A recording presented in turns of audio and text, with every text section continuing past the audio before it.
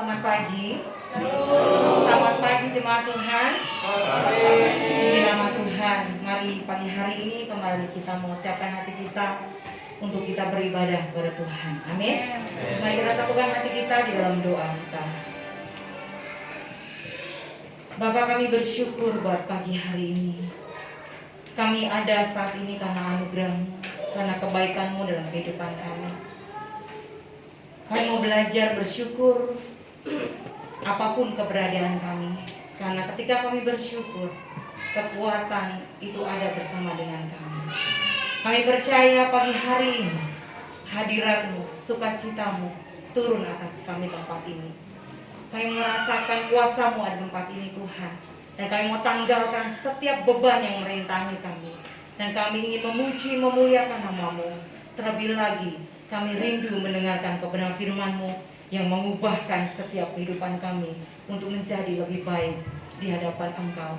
Dan kami boleh menjadi berkat bagi sekitar lingkungan kami. Terima kasih Bapa yang baik. Kami menyerahkan setiap umat Tuhan yang dalam perjalanan menuju tempat ini. Mari Tuhan tibakan umat-Mu di tempat ini dengan selamat, tak kurang suatu apapun. Perlindungan-Mu yang sempurna turun atas mereka. Terima kasih Bapa. Kami menyerahkan ibadah kami pagi hari ini dari awal, pertengahan, hingga akhirnya kedatangan kuasa-Mu. Di dalam nama Tuhan Yesus Kristus, kami berdoa dan mengucap syukur. Haleluya. Amin. Mari Bapak Ibu, pagi hari ini kita menyiapkan hati kita. Kita mau katakan bahwa Tuhan yang layak ditinggikan. Amin. Dia yang layak dipuji dan setiap kehidupan kita. Haleluya. Yesus. Mari bawa hatimu, bawa dirimu di hadapan Tuhan. Rasakan hadirat Tuhan pagi hari ini. Mari tinggikan Dia Allah segala Allah, Tuhan segala Tuhan. Dia Raja di atas segala raja. Mari katakan, Yesus ku cinta Engkau.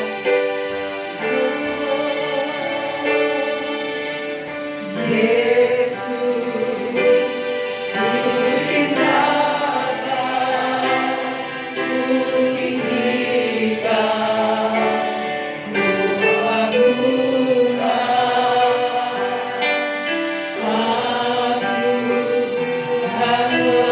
Memujimu, baik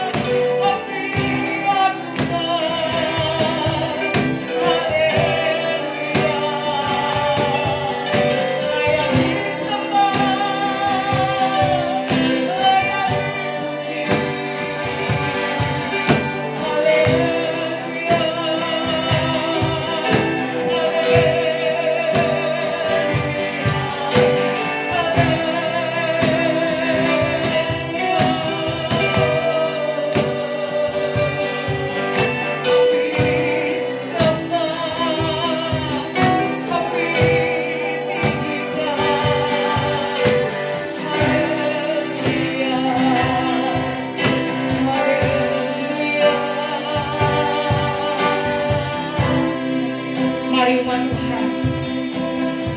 Yang menyadari bahwa hanya nama Yesus yang layak disembah, nama Yesus yang layak diagungkan.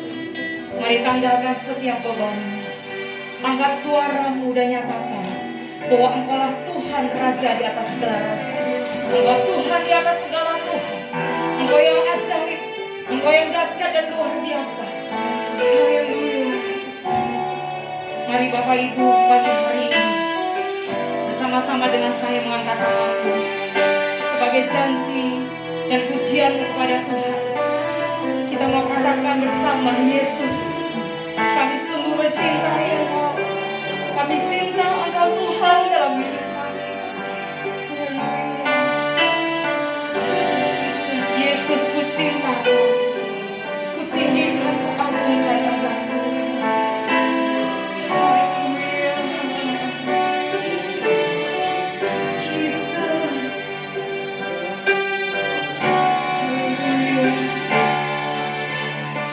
Yes.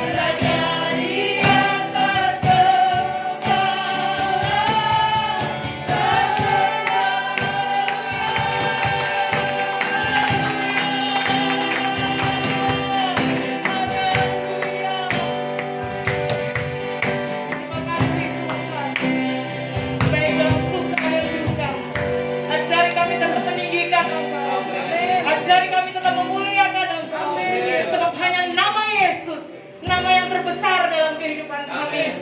Hanya nama Yesus yang selalu ada dalam hidup kami. Kami siap memuji, memuliakan namamu. Terima kasih Bapa. Haleluya. Amin. Bapak Ibu mau berglori bagi nama Tuhan. Amin. Amin. Mari katakan pada kiri kananmu, mari memuji Tuhan dan berglori bagi Dia. Amin. Haleluya. Masuk gerbangnya bersyukur. Haleluya. Mari bersama-sama kita percaya kita memiliki Allah yang baik. Amin. Allah yang dahsyat, Allah yang luar biasa. Haleluya. Haleluya. Amin. Masuk gerbangnya. Masuk gerbangnya bersyukur dengan penuh pujian. Bersuka di hadiratnya. Nyanyi besarkan agung namanya. Mulia bintang tanpa tara. Musik dan kehadiran. Semua memuji bumi di surga. Dengan setiap hati akan pujian. Tuhan baik. Tuhan baik. Ya Tuhan baik, anugerahnya kekal selamanya. Ya Tuhan baik, ya Tuhan baik, haleluya. Ya Tuhan baik, ya Tuhan baik, anugerahnya kekal selamanya. Masuk gerbangnya bersyukur dengan penuh pujian. Bersuka di hadiratnya. Nyanyi besarkan agung namanya. Mulia bintang tanpa tara. Musik dan kehadiran. Semua makhluk di bumi di surga. Dengan sepati akan pujian. Tuhan baik. Tuhan baik. Tuhan baik. Anugerahnya kekal selamanya. Tuhan baik. Tuhan baik. Tuhan baik.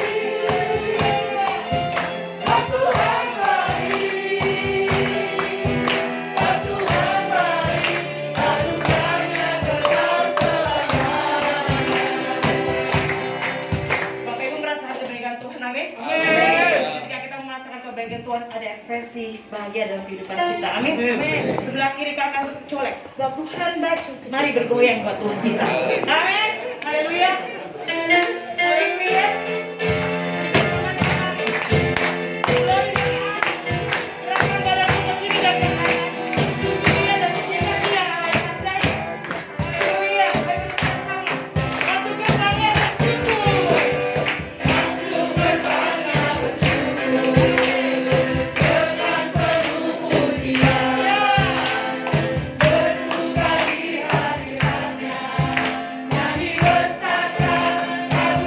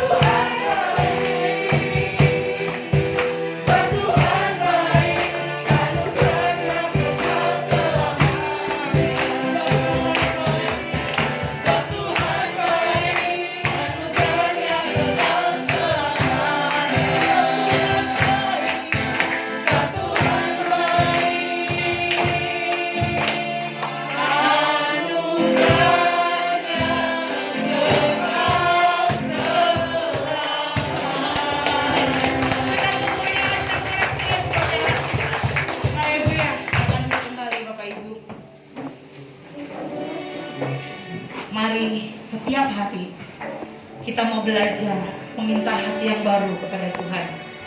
Amin. Mari kita minta Roh Kudus bekerja dalam kehidupan kita, memulihkan setiap hidup kita, memulihkan setiap hati kita, memulihkan setiap cara pandang kita. Kita minta kuasa Tuhan bekerja selalu dalam kehidupan kita. Mari kita terus belajar dan terus belajar sampai kita disempurnakan di dalam Tuhan Yesus Kristus. Haleluya. Mari kita minta, mari Bapa Allah yang hidup penuhi kami dan ubahkan setiap hidup kami. Haleluya. Roh Allah yang hidup, penuhilah kami. Roh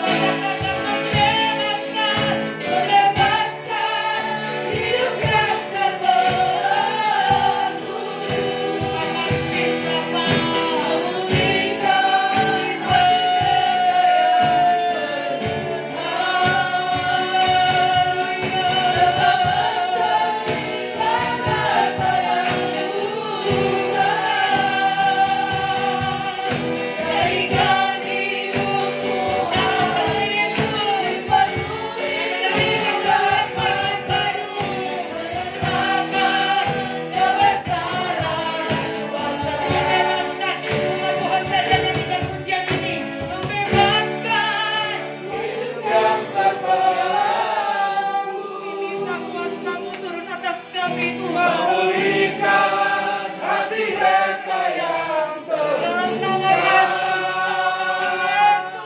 serta menjadikan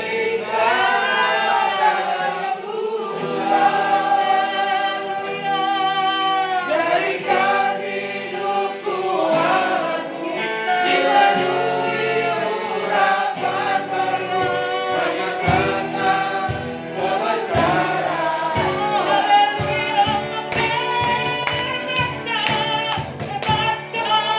Hidup yang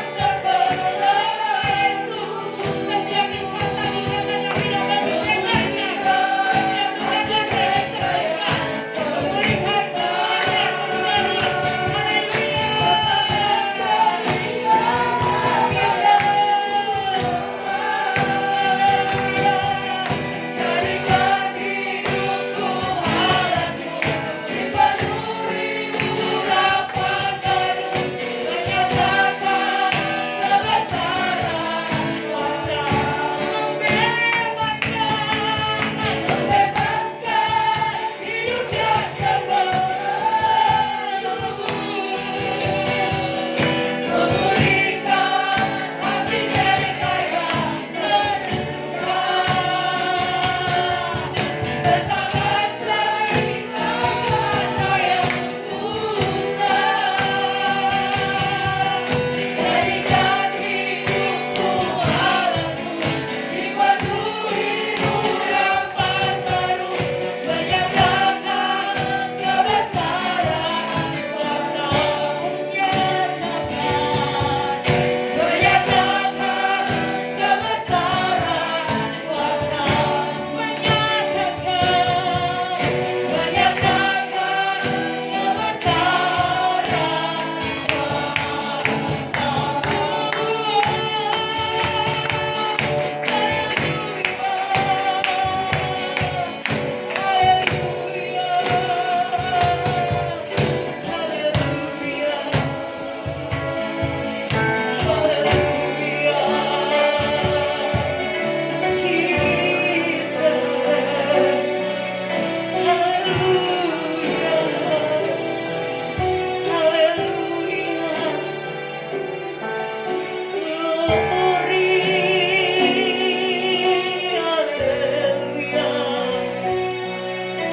Kuasa-Mu bekerja, kuasa-Mu bekerja, memulihkan hati kami,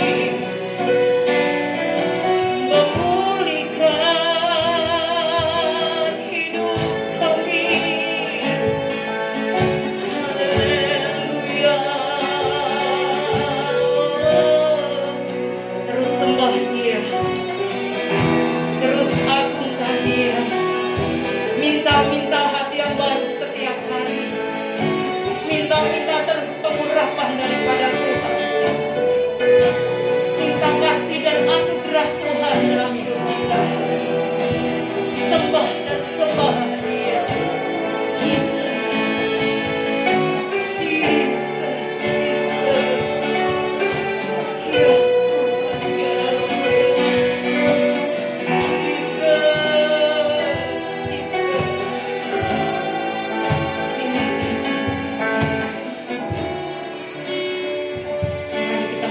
kedua tangan kita bersama-sama.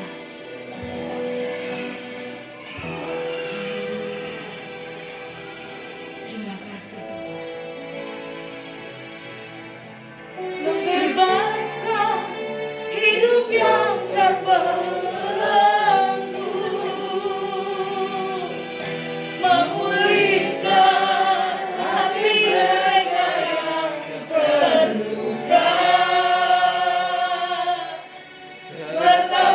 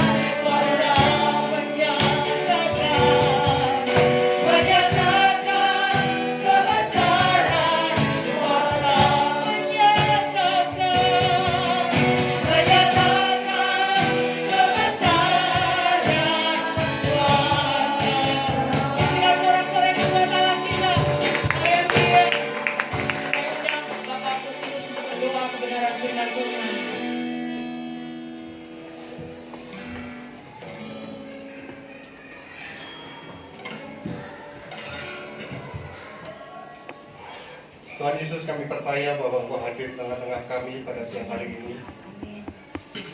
Kami mengucap syukur, kami memberikan kesempatan hari ini Tuhan, untuk kami datang di hadapan-Mu. Kami telah memuji Tuhan, kami telah menyembah Engkau Tuhan Yesus. Biarlah setiap pujian dan penyembahan kami ini menjadi suatu persembahan yang berkenan di hadapan Tuhan. Mengucap syukur, tiba saatnya untuk kami mau mendengarkan kebenaran firman Tuhan Yesus. Persiapkan hati kami, biar setiap benih firman Tuhan yang pagi hari ini kami boleh dengar jatuh dalam hati kami yang subur, bertumbuh, berakar dan berbuah di setiap langkah kehidupan kami Tuhan. Sehingga kekristenan kami bukan sekedar kekristenan yang rutinitas yang kami lakukan hari lepas hari. Kami bukan sekedar orang yang pandai untuk mendengar, tetapi kami biar teruji di dalam kami melakukan kebenaran itu Tuhan. Roh Kudus kuasai hati pribadi kami dan mampukan kami untuk kami boleh menangkap akan sebenarnya firman-Mu pada pagi hari ini dan kami lakukan di tengah-tengah kehidupan kami hari ini ke depan. Terima kasih Tuhan surga, berkati hamba-Mu yang akan menyampaikan firman-Mu pada pagi hari ini. Biar pengurapan hikmat Allah seluruh atas hamba-Mu Tuhan. Terima kasih Bapa, di dalam nama Tuhan Yesus Kristus kami mengucap doa. Amin. Shalom Bapak Ibu. Apa kabar? Kita semua diberkati. Iya, kita adalah orang-orang yang diberkati Tuhan. Terima kasih tim Presiden Persib yang sudah melayani kita. Kita diberkati semua. Saudara yang dikasih Tuhan, iya. Kembali kita akan melanjutkan pelajaran kita. Iya. Bulan-bulan ini kita belajar tentang buah roh. Mari kita membuka di dalam Galatia pasal yang kelima. Galatia pasal yang kelima ayat 22 dan 23. Galatia 5 ayat 22 dan 23. Kita akan baca bersama-sama. Galatia 5, 22 dan 23. 1, 2, 3. Tetapi buah roh ialah kasih, sukacita, damai sejahtera, kesabaran, kemurahan, kebaikan, kesetiaan, lemah lembutan, penguasaan diri. Tidak ada hukum yang menentang hal-hal itu. Saudara, luar biasa ya. Apa yang dikerjakan Roh Kudus, apa yang dihasilkan Roh Kudus di dalam diri kita. Kita tahu buah roh ini adalah produk bersama antara Roh Kudus dan kita. Roh Kudus mengerjakan dalam kita, tapi kitanya juga harus merespon. Kitanya tidak pasif. Banyak orang ingin menghasilkan buah roh tapi pasif, bahkan cenderung mengelak, tidak mau dipimpin. Ya, tidak akan terjadi. Roh Kudus bekerja dalam kita, kita aktif merespon. Kalimat terakhir dari ayat 23 ini luar biasa. Tidak ada hukum yang menentang hal-hal itu. Luar biasa ya. Tidak ada hukum atau tidak ada aturan di budaya apapun, di negara apapun ya, yang menentang 9 hal ini. Betul? Kasih. Apakah ada menentang orang berbuat kasih? Tidak ada. Orang bersukacita, ada yang melarang? Dilarang bersukacita, dilarang merokok ada di pom bensin, tapi dilarang bersukacita nggak ada. Dan saudara dikasih Tuhan, ini adalah produk yang luar biasa. Ini adalah karakter unggulan. Mulai minggu ini sampai minggu-minggu ke depan kita akan pelajari satu persatu. Mulai dari kasih. Hari ini kita akan belajar tentang kasih. Next. Kasih, saudara, kata yang sudah terlalu sering kita dengarkan, kita ucapkan. Tapi mari sejenak kita mau memperhatikan lebih dalam arti, makna, dan bagaimana kasih itu sendiri. Ya. Sebentar kita review pelajaran minggu lalu. Ya, proses terjadinya roh, buah roh itu yang jelas harus di dalam Kristus. Kalau hidup kita mau berbuah ya harus di dalam Kristus. Karena Yohanes 15 katakan di luar aku kamu tidak dapat melakukan apa-apa. Di luar Kristus kita akan selalu gagal untuk menghasilkan buah. Ya. Teknik-teknik dunia yang disampaikan para motivator-motivator dunia, kalau kita lakukan dengan kekuatan kita, di luar Kristus, hasilnya nol. Gagal maning. Sebab itu yang harus kita ingat, kalau kita mau berbuat, tinggallah di dalam Kristus. Dan tinggal di dalam Kristus itu terus menerus, konsisten dan kontinu. Gak bisa tinggal di dalam Kristusnya cuma hari Minggu, hari Senin sampai hari Sabtu, entah gimana. Ya, selanjutnya minggu lalu kita belajar, setelah kita tinggal di dalam Kristus, tidak cukup hanya sekedar tinggal di dalam Kristus, tidak cukup hanya sekedar engkau dibaptis, tapi engkau juga harus dipimpin Roh Kudus. Dipimpin itu gampangnya mau diatur, saudara. Ya kan? Kalau saudara seorang karyawan bekerja di sebuah perusahaan, pasti diatur sama manajer, betul nggak? Masuknya jam berapa, pakaiannya, seragamnya apa yang harus dilakukan, harus mau diatur. Kalau nggak mau diatur, ya dikeluarkan. Betul saudara?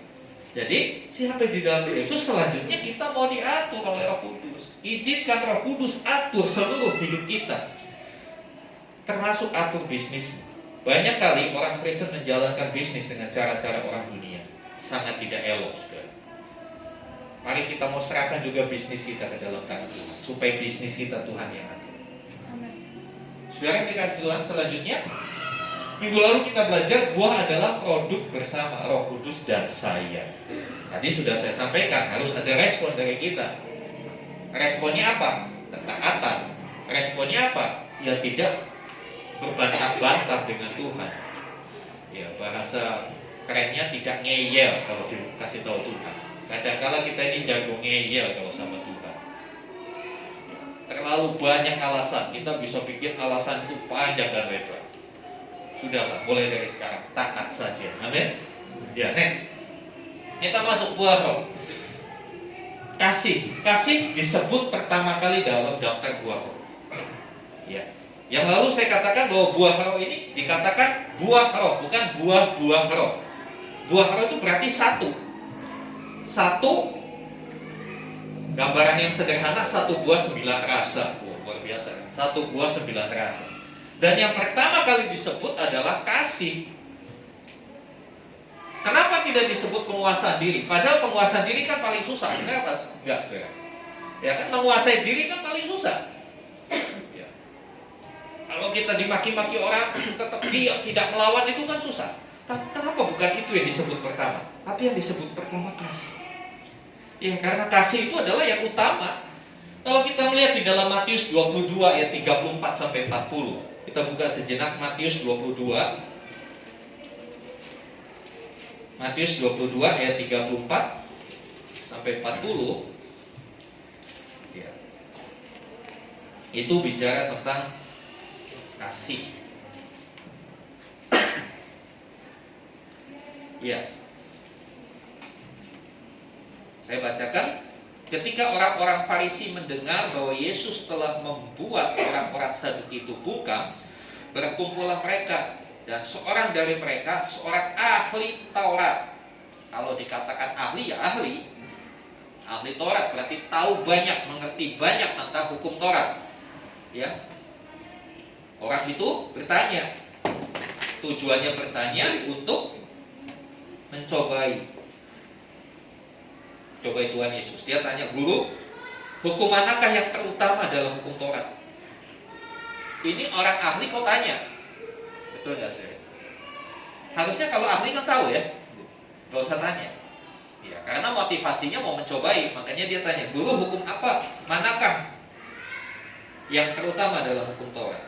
Jawab Yesus kepadanya, kasihilah Tuhan Allahmu dengan segenap hatimu, dengan segenap jiwamu, dan dengan segenap akal budimu. Itulah hukum yang terutama dan yang pertama. Nah, hukum yang kedua yang sama dengan itu ialah kasihilah sesamamu manusia seperti dirimu sendiri. Pada kedua hukum inilah tergantung seluruh hukum Taurat dan kitab para nabi. Jadi saudara yang dikasih Tuhan, kitab-kitab yang setebal ini, kalau diringkas ya cuma dua ini. Kasihilah Tuhan Allahmu dengan segenap hatimu, dengan segenap jiwamu, dan dengan segenap akal budimu, dan kasihilah sesamamu manusia seperti dirimu sendiri. Ringkasannya di dalam dua kalimat ini. Jadi kasih itu adalah yang pertama dan yang terutama. Ya. Saudara dikasih Tuhan. Dalam hukum kasih ada dua aspek kasih. Yang pertama kasih kepada Tuhan. Yang kedua kasih kepada sesama. Nanti minggu-minggu selanjutnya kita akan belajar kasih kepada Tuhan itu yang seperti apa. Apakah kasih kepada Tuhan sudah cukup kalau kita tiap hari Minggu datang ibadah? Apakah itu saja? Atau ada hal-hal yang lain? Ini penting buat kita supaya kita tahu seperti apa sih mengasihi Tuhan. Apakah mengasihi Tuhan itu cukup kita nyanyi seperti lagu tadi? Yesus ku cinta kau dengan nangis-nangis. Ya, sehingga bedaknya, lipstiknya luntur semua karena saking mantapnya nangis. Apakah seperti itu mengasihi Tuhan? Ternyata tidak sesederhana itu, saudara. Nanti berikutnya kita akan gali lebih dalam. Ya, saya mau kita sebagai jemaat Tuhan ngerti benar akan iman kita, bukan cuma sekedar iman yang ikut-ikutan. Ya, saya karena dari nenek moyang saya Kristen, ya dari sononya udah Kristen, ya saya Kristen juga. Saya tidak mau seperti itu. Saya mau kita semua jadi orang Kristen yang benar-benar mengerti akan apa inti ajaran kekristenan, sehingga kita tidak mudah diombang-ambingkan. Ya. Dan tentunya pada akhirnya hidup kita juga bisa bertumbuh memuliakan Tuhan. Saudara dikasih Tuhan, seorang yang mengasihi Tuhan akan ditunjukkan dalam sikapnya. Kasih itu bukan cuma omdo, bukan omong doang. Kasih itu harus ada tindakan nyata, betul? Seorang pemuda yang lagi jatuh hati sama ceweknya, dia mungkin berkata, "Oh sayang, betapa besar cintaku padamu. Gunung tinggi akan aku daki, lautan luas aku seberangi, tapi maaf ya bapakmu, aku takut."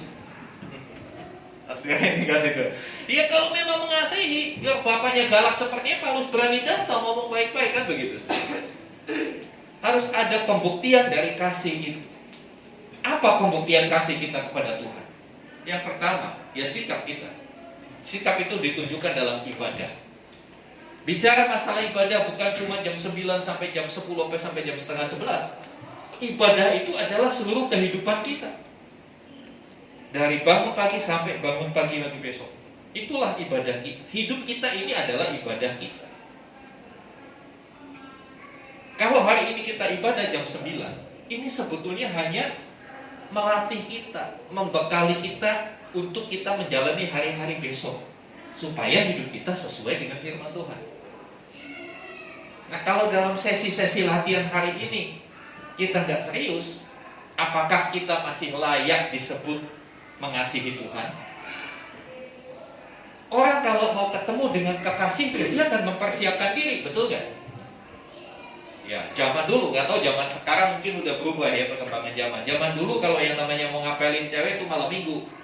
Betul apa benar? Ya. Pasti para pria kalau malam minggu udah sore-sore udah siap-siap nih. Bahkan disuruh orang tuanya nggak mau. Karena apa? Nih jam 7 ini waktu jar katanya, waktu kunjung pacar. Nggak mau dilewatkan itu waktu. Apapun, biarpun sakit gigi tetap berangkat. Pertanyaannya, kalau kita mengasihi Tuhan, seperti apa sikap kita ketika kita mau ibadah? Ketika satu malam, apa yang kita pikirkan buat besok pagi? Kalau Anda mengasihi Tuhan, Anda tahu minggu ibadahnya jam 9. Dari malam 1, saudara persiapkan diri untuk itu. Jangan tidur malam-malam, jangan nonton bola, jangan begadang, ntar besoknya kesiangan. Itu salah satu bukti yang simpel kita mengasihi Tuhan. Mari tunjukkan kasih kita kepada Tuhan. Ibadah itu hanya bagian kecil dari ekspresi kita mengasihi Tuhan. Ekspresi kita mengasihi Tuhan banyak ditunjukkan lewat keseharian hidup kita. Saudara yang dikasihi Tuhan, seorang yang mengasihi Tuhan akan ditunjukkan dalam sikapnya terhadap sesama. Kalau kita mengasihi Tuhan, itu akan nampak dengan sikap kita dengan sesama. Karena hukum itu dua arah, vertikal dan horizontal. Kita kepada Tuhan, kita kepada sesama. Makanya simbol salib Kristen, salib Kristus itu bukan sekedar mengingatkan kita akan karya Tuhan Yesus menebus dosa kita, tapi salib juga mengingatkan kita, selalu mengingatkan kita bahwa kita harus selalu punya kasih kepada Tuhan dan harus selalu punya kasih kepada sesama. Next. Iya. Kasih yang bagaimana? Yang dimaksud buah roh itu kasih yang bagaimana? Karena dunia juga mengasihi. Ya, banyak simbol-simbol dari rumah sakit melayani dengan kasih, gitu kan? Ya. Melayani dengan setulus hati dan lain sebagainya. Ya. Kasih yang bagaimana? Kasih dari kata aslinya bahasa Yunani. Dalam bahasa Yunani kasih itu ada 4 macam, 4 kelompok, 4 model. Yang pertama kasih agape, storge, philia, eros. Saya akan cepat saja bagian ini. Ini hanya sebagai pengetahuan kita. Agape itu adalah kualitas dan kuantitas kasih ilahi. Kualitas dan kuantitas kasih Allah. Kasih storge itu kasih karena hubungan darah. Kasih dengan hubungan darah. Karena ada hubungan darah kita mengasihi. Walaupun berantem-berantem, ya dia abangku, dia adikku, dia saudara kandungku. Itu kasih storge. Kemudian ada kasih philia. Philia kasih persahabatan. Dalam komunitas itu banyak kasih philia. Sudah akrab, sudah nyaman, mengasihi. Ya kan? Selanjutnya kasih eros. Ini kasih yang levelnya paling bawah. Kasih birahi. Kasih yang ada berhubungannya dengan seksualitas. Tapi ada suami istri kalau nggak punya kasih eros nggak jadi anak, saudara. Ya, kita terbuka saja. Ya. Kemudian agape. Nah, agape ini yang dipakai di dalam Galatia 5 ayat 22. Tetapi buah roh adalah agape. Kalau dilihat dari bahasa aslinya, bahasa Yunani-nya, agape itu apa ya? Kualitas dan kuantitas. Kualitas itu bicara masalah mutu. Kuantitas bicara masalah jumlahnya. Seberapa banyak kasih Allah itu kepada kita. Itu ditunjukkan dengan kata agape. Jadi agape bukan sekedar perasaan tapi tindakan. Seperti tadi saya lihat, sengaja tadi saya minta Niki syuting semua. Ketika saudara memuji Tuhan, menyembah Tuhan, mungkin saudara merasa terharu, kau menangis. Perasaanmu tersentuh. Tapi apakah berhenti sampai di situ? Enggak. Kasih agape bukan hanya pada perasaan, tapi melangkah pada tindakan. Contoh yang nyata adalah Yohanes 3 ayat 16. Karena begitu besar kasih Allah akan dunia ini, sehingga ia telah mengaruniakan. Awalnya kasih. Kasih itu bicara soal di perasaan. Awalnya Allah melihat dunia begitu rusak karena dosa. Manusia begitu penuh dengan penderitaan. Nanti Allah tergerak oleh belas kasihan. Ada kasih yang besar. Tetapi tidak berhenti sampai di situ. Kasih itu mendorong Allah melakukan suatu tindakan. Apa tindakannya? Mengaruniakan anaknya yang tunggal. Nah, saudara dikasih Tuhan, bagaimana kasih kita? Apakah kita cuma aduh kasihan? Ya. Saya melihat adanya satu fenomena. Kemarin saya lihat tayangan kecelakaan di Cibubur yang truk BBM remnya blong nabrak tuh, sampai korbannya 10 atau berapa. Dalam tayangan itu yang saya bingung, ya saya tahu mereka punya kasihan lihat korban yang tergeletak, ada anak kecil lagi. Tapi yang saya heran, sebagian besar mereka bukan nolong, tapi asik di videoin, mungkin buat konten sekali ya. Asik pada mainan handphone, gak bergerak nolongin. Nah inilah kasih yang hanya sebatas perasaan, tidak melangkah kepada satu tindakan nyata. Kasih Allah, kasih agape, itu tidak berhenti di perasaan. Allah bukan hanya sekedar kasihan sama kita, tapi Allah bertindak buat kita. Katakan amin. Allah bertindak bagi kita. Dan saya percaya setiap kita mengalami bagaimana Allah bertindak buat kehidupan kita, bagaimana Allah menolong kehidupan kita. Dan inilah yang jadi model, jadi contoh. Seperti ini loh kasih yang harus kita miliki. Kemudian kasih agape itu komitmen dan konsisten. Ada komitmen, konsisten, terus menerus. Adakah ketika kita mengasihi, kita berkomitmen dan berkonsisten? Ya. Di dalam rumah tangga saja, sederhananya. Apakah kita mengasihi pasangan kita konsisten? Ingat janji nikah. Aku menerima engkau dalam suka duka, sakit susah, kaya miskin, sampai maut misalkan. Itu komitmen dan terus menerus. Orang dunia kasihnya berbeda. Aku menerima engkau ketika gajimu masih besar. Yang istri, yang suaminya bilang, aku menerima engkau ketika bodimu masih langsing. Kalau udah langsung, sorry. Itu dunia, itu hanya eros. Ya.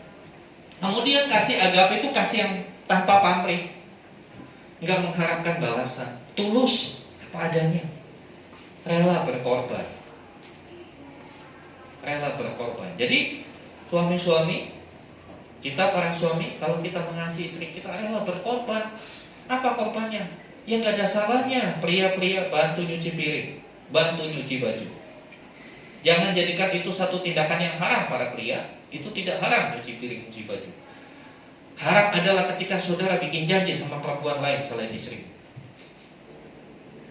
Saudara dikasih Tuhan, ya. Tidak egois. Kasih yang agape itu tidak egois. Sekarang kita kembali kepada kasih Allah. Ketika Tuhan mengutus Tuhan Yesus, ketika Tuhan Yesus turun ke dunia, Dia nggak mementingkan diri sendiri. Apa untungnya? Sebetulnya kalau kita pikir-pikir secara hitungan manusia, apa untungnya Tuhan menyelamatkan manusia? Repot-repot harus menderita di atas kayu salib. Bukankah lebih gampang? Udah spesies manusia dimusnahkan, mati semua, bikin spesies baru yang lebih oke. Lebih gampang kan bagi Tuhan? Lebih gampang. Tapi Tuhan gak lakukan itu. Karena apa? Karena agape. Dan Allah adalah kasih. Allah bukan cuma punya kasih, Allah itu sendiri adalah kasih. Makanya Dia tidak musnahkan manusia, tapi Dia coba perbaiki, Dia coba pulihkan manusia. Demikian dalam hidup setiap kita, saudara. Mungkin kita bukanlah orang yang sempurna, bukannya orang yang sempurna, tapi Tuhan dengan sabar membentuk kita, membimbing kita. Berapa kali dalam hidup kita berontak sama Tuhan. Tapi sedemikian juga Tuhan tetap ngurusin kita. Tuhan tetap menangani kita. Kadang-kala kita udah gak tahan lihat orang, tapi Tuhan begitu sabar. Padahal untungnya Tuhan apa? Ada untungnya. Kasih agape itu tidak egois. Selanjutnya, kasih yang meskipun. Kasih yang meskipun ini gak ada di dunia. Dunia itu punya kasihnya kasih kalau. Kalau kamu baik ya saya baik, kan begitu. Kalau kamu sering traktir saya, suatu saat ya saya traktir kamu juga kalau punya duit. Dunia itu kalau. Tapi kalau kamu macam-macam sama saya, awas, kan begitu. Iya kan? Seringkali kita juga ngomong gitu kan. Awas kalau macam-macam ya. Apakah Tuhan seperti itu? Tuhan tidak. Meskipun kita memberontak, meskipun kadangkala kita menyakiti hati Tuhan, meskipun kadangkala kita ngegombalin Tuhan, tapi Tuhan tetap mengasihi kita. Ini sebetulnya buah yang mau dihasilkan oleh Roh Kudus dalam diri kita. Tuhan mau kita punya kasih yang seperti ini. Aduh susah Pak, mungkin saudara bilang begitu. Aduh susah, terlalu tinggi itu standarnya. Ya kalau bukan tinggi ya bukan kasihnya Allah, kasih dunia. Kasih Allah itu kasih yang the best, kasih yang sempurna. Saudara yang dikasih Tuhan, satu ayat Yohanes 15 ayat 13 itu cukup mengejutkan saya. Ya. Yohanes 15 ayat 13. Jadi ukuran kasih. Ya tadi kualitas-kualitas. Tapi seperti apa kasih yang besar itu? Sebesar apa? Kuantitasnya seperti apa? Yohanes 15 ayat 13. Tolong saudara Niki bacakan. Yohanes 15 ayat 13. Yohanes 15 ayat 13. Tidak ada kasih yang lebih besar daripada kasih seorang yang memberikan nyawanya untuk sahabat-sahabatnya. Ya. Tidak ada kasih yang lebih besar. Kalau bicara masalah ukuran, kasih yang terbesar adalah kasih yang mau memberikan nyawa. Apa sih yang paling berharga dari hidup kita selain nyawa? Betul gak sih? Mungkin uang. Uang habis bisa kita cari, tapi kalau nyawa habis, mau beli di mana? Gak dapat tergantung. Kasih yang terbesar adalah kasih seorang yang menyerahkan nyawanya bagi saudara, bagi sahabat-sahabat. Dikatakan bagi sahabat-sahabatnya. Tapi faktanya Tuhan Yesus lebih daripada kasih yang terbesar ini. Kalau ukurannya menyerahkan nyawa bagi sahabat-sahabatnya, Tuhan Yesus melakukan lebih. Tuhan Yesus menyerahkan nyawanya bahkan bagi orang-orang yang menganiaya, bagi orang-orang yang memberontak, bagi orang-orang yang tidak mau mempercayai. Saya harap dengan ayat ini kita terbuka betapa kasihnya luar biasa. Nah, ada satu ayat lagi, next. Ya, kualitas dan kuantitas kasih Tuhan adalah, kita baca sama-sama. Efesus 3, 18, 19, 2, 3. Aku berdoa supaya kamu bersama-sama dengan segala orang kudus dapat memahami betapa lebarnya dan panjangnya dan tingginya dan dalamnya kasih Kristus, dan dapat mengenal kasih itu sekalipun ia melampaui segala pengetahuan. Aku berdoa supaya kamu dipenuhi di dalam seluruh kepenuhan Allah. Ini kuantitas dan kualitas. Dikatakan betapa. Kata betapa itu sesuatu yang tidak terukur, betul nggak? Kalau saudara jalan-jalan ke satu, lagi healing nih ceritanya, ke tempat rekreasi, waduh betapa indahnya ya pemandangan. Nggak bisa dikatakan kata betapa itu menunjukkan sesuatu itu bagus banget, tidak terukur, ya. Betapa lebar, panjang, tinggi, dalam, 4 dimensi loh. 4 dimensi kasih Allah itu. Ya lebar, ya, tidak ada yang membatasi. Kemudian panjang, tinggi, dan dalam. Karena itu Rasul Paulus berkata, aku berdoa supaya kamu bersama-sama dengan segala orang kudus dapat yang pertama memahami. Kita paham dulu. Untuk saudara bisa paham, makanya saya ngajar saudara supaya saudara paham kasih Allah itu seperti apa. Bukan berhenti pada satu titik pemahaman, tapi selanjutnya betapa lebar, panjang, tinggi dan dalam kasih Kristus, dan dapat mengenal kasih itu. Setelah punya pengetahuan, langkah selanjutnya mengenal. Bagaimana mengenal? Mengalami. Kalau kita belum mengalami, kita nggak bisa kenal. Saya nggak bisa kenal dengan Pak Didi kalau saya tidak bergaul, tidak bersama-sama mengalami kebersamaan. Kita tidak akan pernah bisa memahami kasih Allah hanya dengan mendengar khotbah. Kita memahami kasih Allah kalau kita benar-benar mengenal Allah yang adalah kasih itu sendiri. Nah, selanjutnya dikatakan, sekalipun kasih Kristus itu melampaui segala pengetahuan. Iya, kasih Kristus itu melampaui segala pengetahuan. Enggak ada ajaran di dunia yang berkata seperti ini. Dan selanjutnya aku berdoa supaya kamu mengalami kepenuhan, kamu dipenuhi di dalam seluruh kepenuhan Allah. Karena bicara konteksnya kasih, ya Tuhan mau kita mengalami kepenuhan kasih Allah dalam hidup kita. Jadi sebelum kita bisa mengasihi sesama, alami dulu kasih Allah. Kalau kita belum mengalami kasih Allah, kita gak akan bisa berbuat. Karena manusia itu akibat dosa, sekali lagi akibat dosa, kita menjadi makhluk yang egois. Hari-hari ini filsuf mengatakan manusia itu sudah menjadi homo hominidus. Manusia memangsa sesamanya. Ya mungkin kita gak kanibal, gak makan, tapi makan duit sesamanya. Betul atau benar? Hari ini kan seperti itu. Kadang-kala mohon maaf, kakak adik kandung pun ribut masalah duit. Kemarin saya Cirebon, saya baru ketemu teman SMA saya, ajak konseling dengan saya, ribut masalah warisan, sampai mau tuntut-tuntutan kakak adik kandung, saudara. Ya itulah dunia. Makanya Tuhan mau memulihkan dunia. Tuhan gak menciptakan manusia jadi seperti itu. Dosalah yang membuat manusia seringkali memangsa sesamanya, memakan sesamanya. Kita bisa terhindar dari sikap-sikap yang demikian kalau kita memiliki kasih Allah. Kita dipenuhi dengan kasih Allah. Dan itu yang membuat akhirnya kita menjadi pribadi yang berbeda.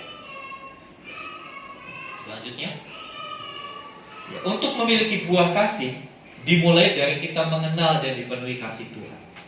Ya, kita nggak bisa mengasihi sesama kalau kita belum tahu kasih yang sebenarnya tuh yang kayak apa. Kita alami dulu kasih Allah yang tidak terbatas itu, sehingga kita dapat mengasihi sesama, bahkan musuh. Alkitab berkata, bukan saya yang ngomong, saudara. Alkitab berkata, kasihilah musuhmu. Siapa yang setuju dengan ayat ini? Yakin? Mengasihi musuh? Setuju gak? Kalau nggak setuju, kita coret aja ayatnya. Gimana? Kita sobek aja bagiannya. Enggak ya? Kita setuju, tapi maaf Tuhan, saya belum bisa. Betul kan, saudara? Maaf Tuhan, itu berat banget Tuhan. Oke, itu kejujuran Anda. Memang mengasihi musuh itu jujur. Ya karena musuh itu cocoknya ya dimusuhin. Cocoknya dilawan, dibalas apa yang dia lakukan buat kita.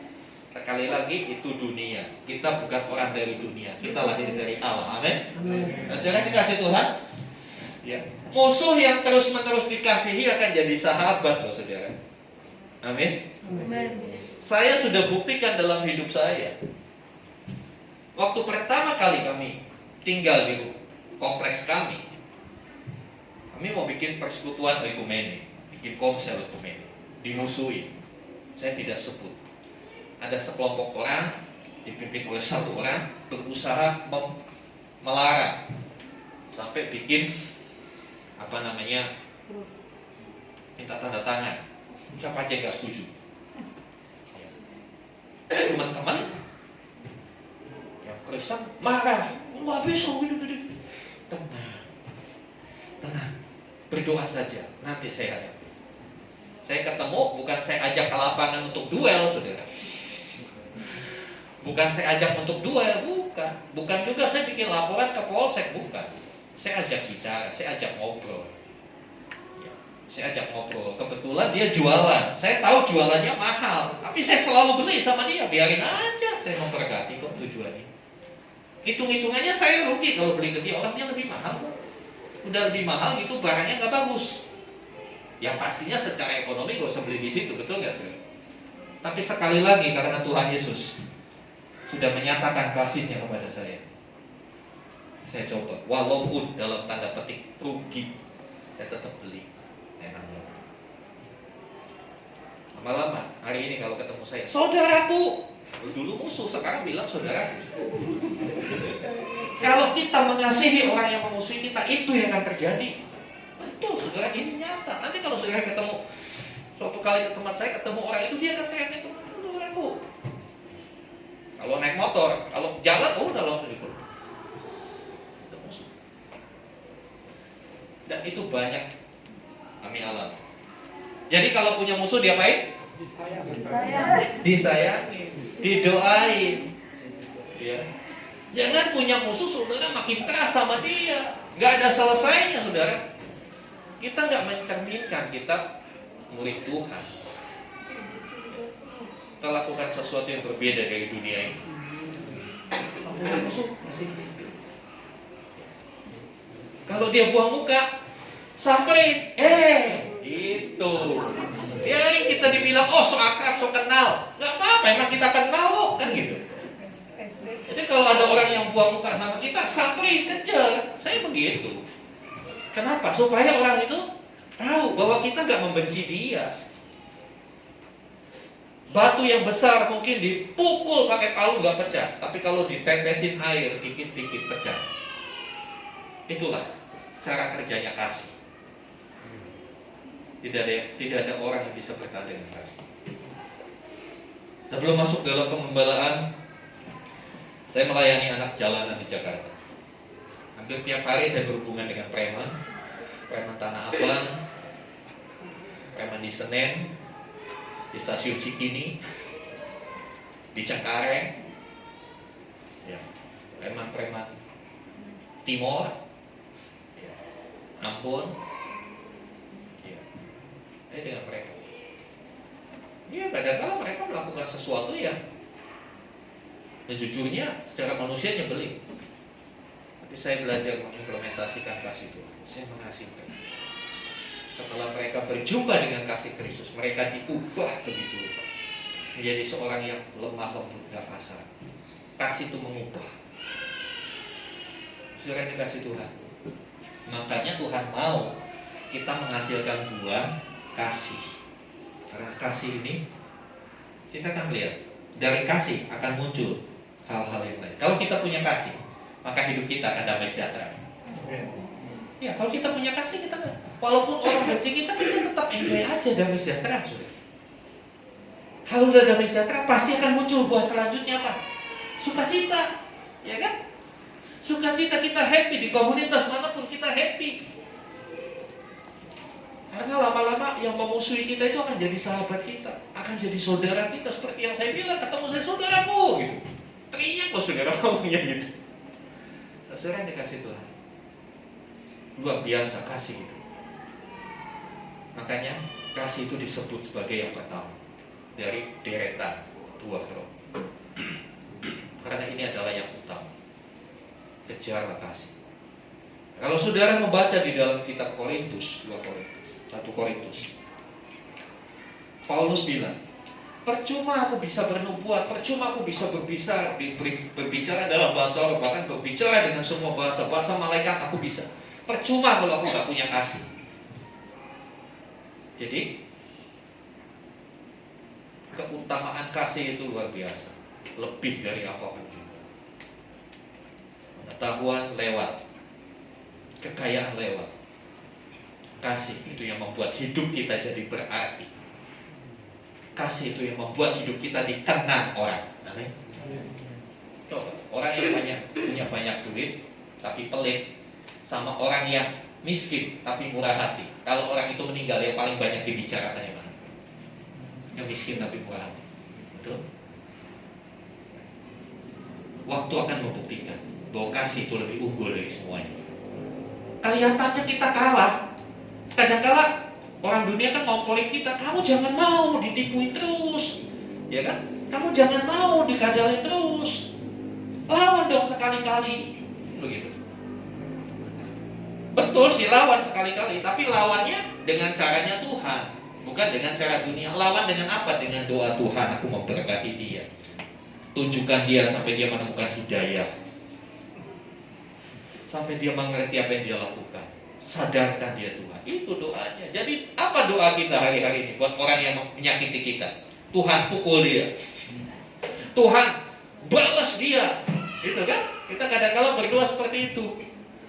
Orang yang punya kasih doanya nggak gitu, saudara. Doanya Tuhan, Roh Kudus insafkan dia, buat dia sadar, buat dia berubah, buat dia mengalami kasih Tuhan. Kalau saudara masih berdoa Tuhan, pembalasan adalah hak Tuhan, makanya kuserahkan, sepertinya ngikutin firman Tuhan kan, pembalasan haknya Tuhan.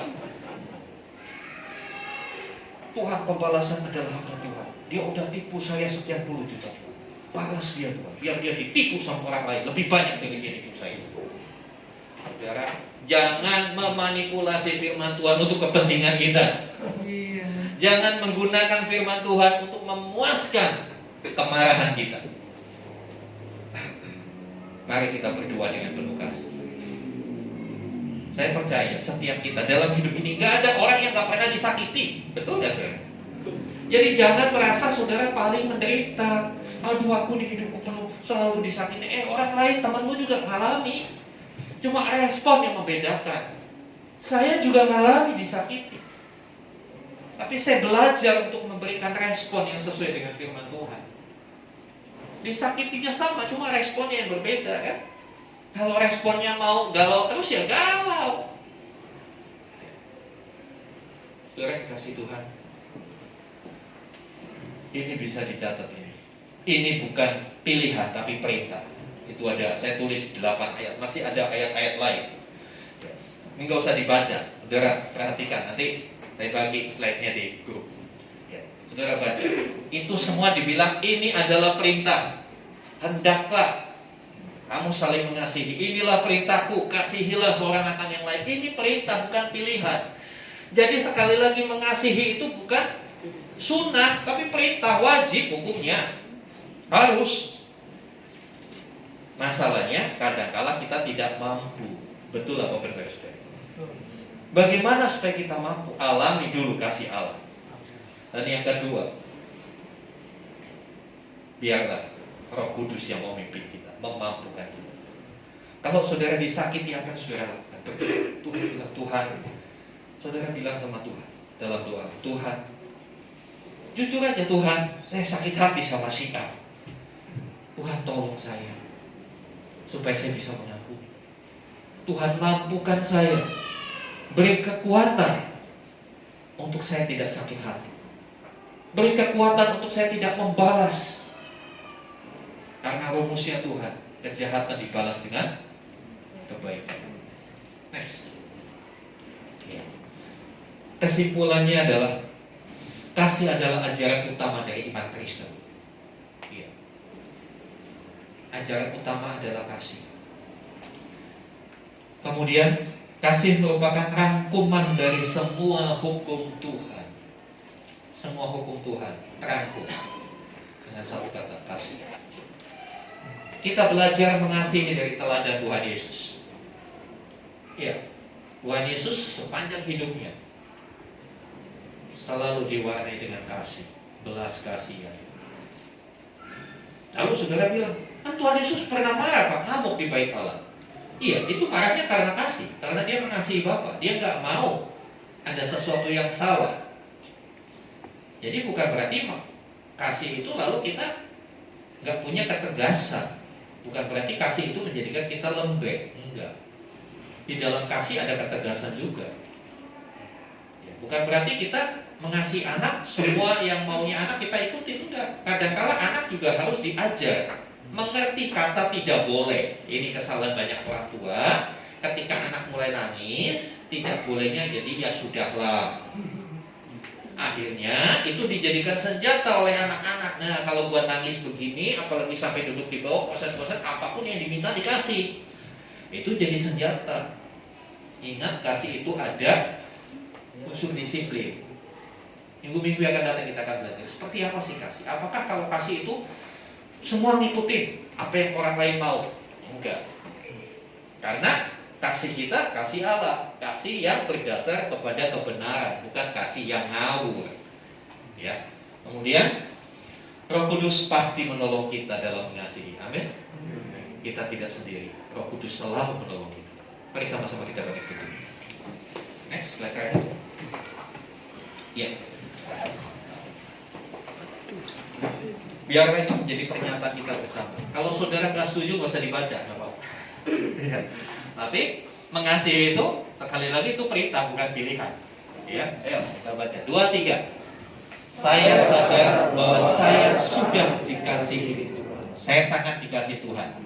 Karena itu saya harus lebih mengasihi Tuhan dengan segenap hati, segenap jiwa, segenap akal budi saya. Saya juga harus lebih mengasihi sesama, bahkan orang yang membenci dan memusuhi saya. Roh Kudus bantu saya untuk memiliki kasih ilahi. Mari tundukkan kepala. Saya undang pemain musik sehingga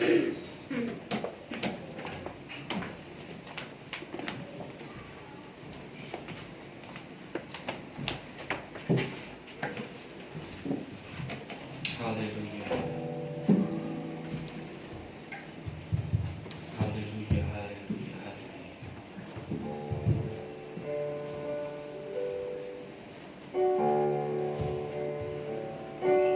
Kasih dari surga memenuhi tempat ini.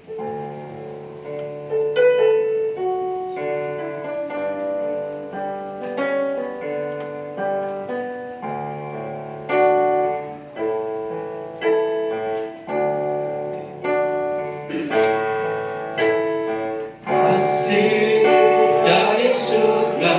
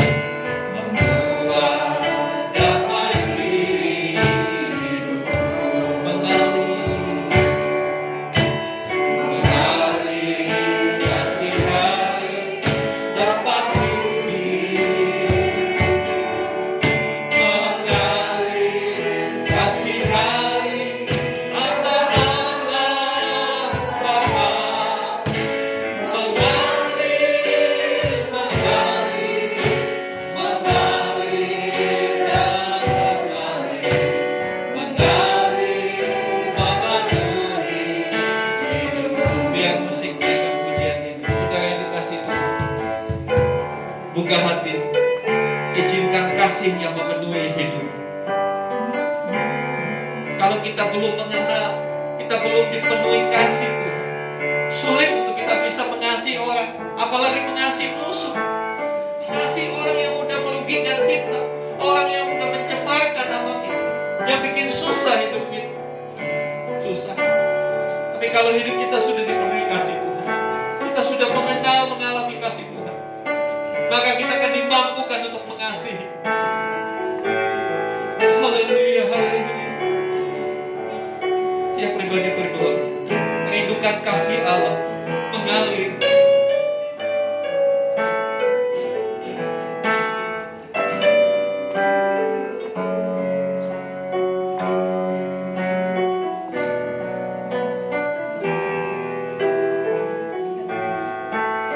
Katakan kasih dari surga. Kasih dari surga memenuhi tempat ini. Kasih dari Bapa surgawi. Kasih dari Yesus mengalir di hatiku, membuat damai di hidupku. Mengalir kasih dari tempat tinggi, mengalir kasih dari harta Allah Bapa. Mengalir, mengalir, mengalir dan mengalir, mengalir memenuhi, mengalir, haleluya. Mengalir kasih dari tempat tinggi, mengalir kasih dari harta Allah Bapa. Mengalir, mengalir, mengalir dan mengalir, mengalir memenuhi. Sekali lagi katakan mengalir, yang merindukan kasih Allah, katakan kasih dari tempat tinggi. Saudara yang mengikuti ibadah ini secara online, angkat tangan, merindukan kasih-Nya memenuhi tempat tinggi. Mengalir, mengalir, mengalir dan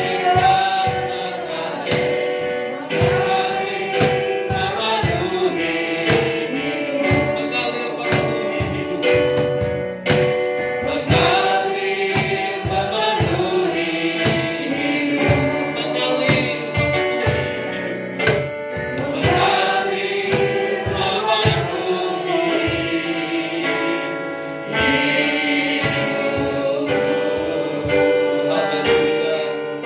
Haleluya, haleluya. Mari Bapa, Kau adalah kasih-Mu sendiri. Penuhi setiap kami dengan kasih. Biarlah setiap kami mengalami kasih dari Bapa. Kasih yang sudah dinyatakan di dalam pribadi Tuhan Yesus. Sehingga hidup kami dipulihkan. Hati yang terluka dibalut dengan kasih Tuhan, dipulihkan. Sehingga dengan itu semua kami dimampukan untuk boleh mengasihi orang-orang di sekitar, boleh mengasihi bahkan orang-orang yang sudah merugikan kami, orang-orang yang begitu menyakiti kami, yang membuat hidup kami susah. Karena kami tahu kalau semuanya itu terjadi, Tuhan mengizinkan supaya kami boleh dibentuk menjadi pribadi yang lebih indah lagi, lebih serupa dengan Kristus.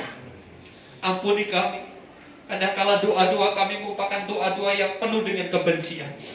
Ampuni kami kalau doa-doa kami diwarnai dengan kemarahan yang membara. Ampuni kami.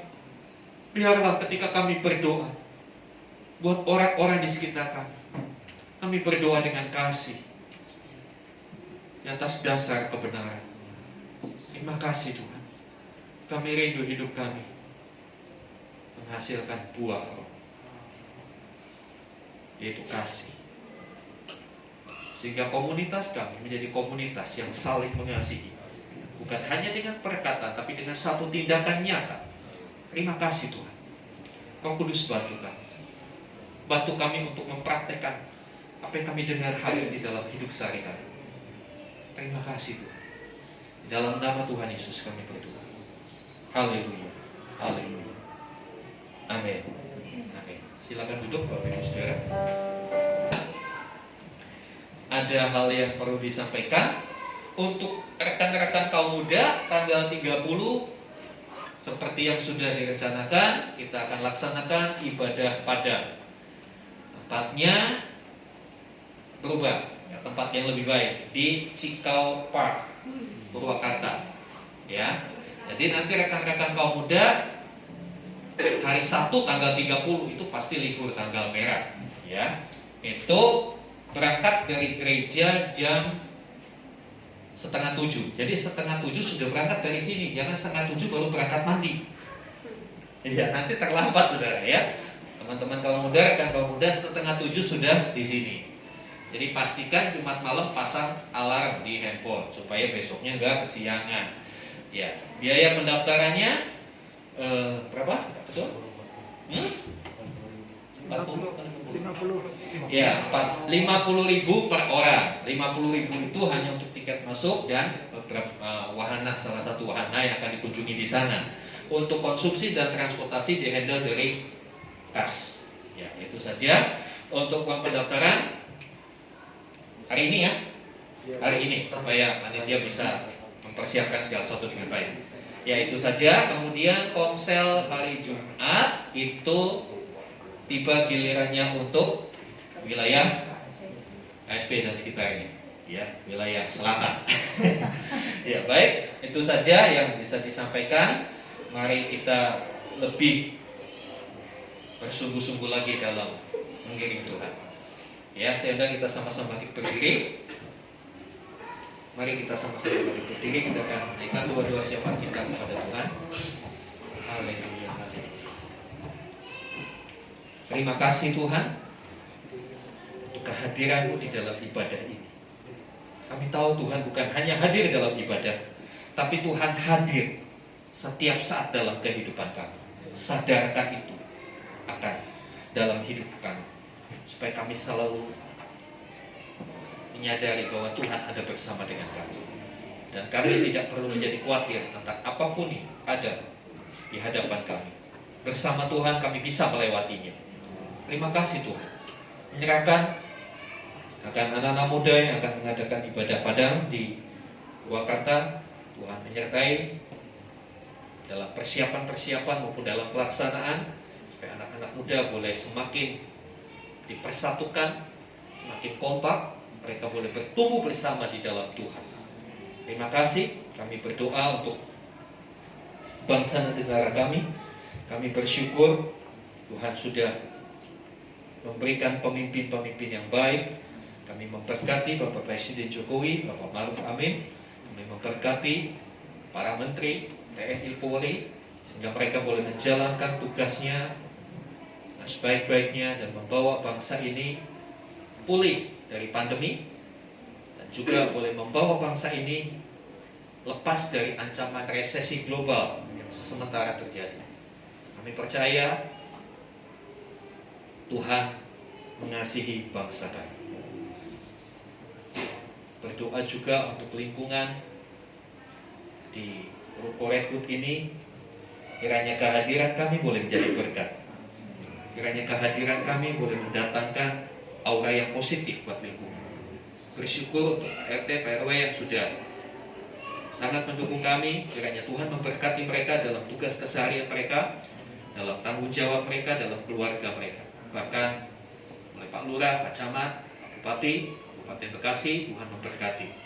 Kiranya Kabupaten Bekasi boleh semakin maju dalam pembangunan di semua aspek kehidupan masyarakat. Terima kasih Tuhan. Kami juga berdoa untuk anak-anak kami yang masuk tahun ajaran baru. Tuhan tolong di level mereka yang baru, baik SD, SMP, SMA, perkuliahan, Tuhan menolong menyertai mereka, memampukan mereka untuk mempersiapkan diri meraih cita-cita. Berkati juga setiap orang tua, sehingga orang tua dimampukan untuk menyediakan dana pendidikan yang cukup. Terpuji nama-Mu Tuhan.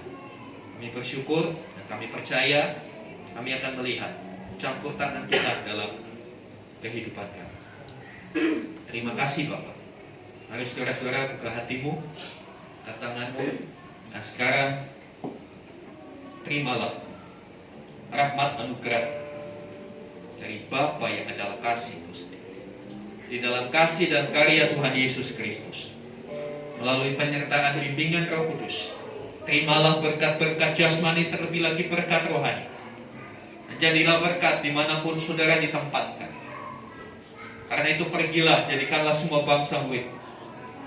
Baptislah mereka dalam nama Bapa dan Anak dan Roh Kudus. Dan ajarlah mereka melakukan segala sesuatu yang telah kuperintahkan kepadamu. Dan ketahuilah aku menyertai kamu senantiasa sampai kepada akhir zaman. Demikian janji Tuhan. Dan Dia akan datang kali yang kedua, menjemput kita semua masuk dalam kebahagiaan kekal, supaya di mana Tuhan Yesus berada, di situ pun kita boleh berada. Terima kasih Tuhan. Di dalam nama Tuhan Yesus kami berdoa. Haleluya. Haleluya. Amin.